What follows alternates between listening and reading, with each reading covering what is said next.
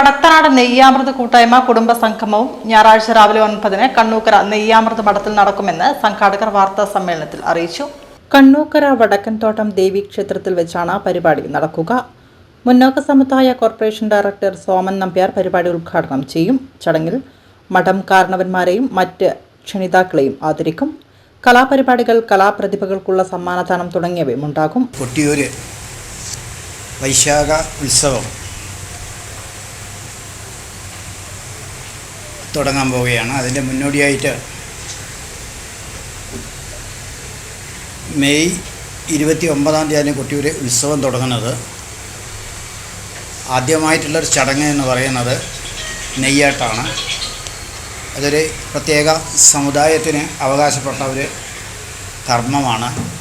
ആ കർമ്മത്തിന് ഏതാണ്ട് 28 ദിവസം മുൻപേ അതിൻ്റെ ആൾക്കാരെ വ്രതാടിസ്ഥാനത്തിൽ അതാത് കേന്ദ്രങ്ങളിൽ, നെയ്യമൃത് മഠം എന്ന് പറയും, ഇത്തരം കേന്ദ്രങ്ങളിൽ അവർ വ്രതത്തോടുകൂടി നിൽക്കുക എന്നുള്ളതാണ്. മെയ് 2-ാം തീയതി അവർ വ്രതത്തിൽ പ്രവേശിക്കും. അപ്പം അതിൻ്റെ മുന്നോടിയായിട്ട് എല്ലാ നെയ്യമൃതുകാരുടെയും ഒരു കൂട്ടായ്മയും കുടുംബസംഘവും വർഷാവർഷം നടത്തി വരാറുണ്ട്. ഇതിനൊരു പ്രത്യേക സംഘടനയുണ്ട്.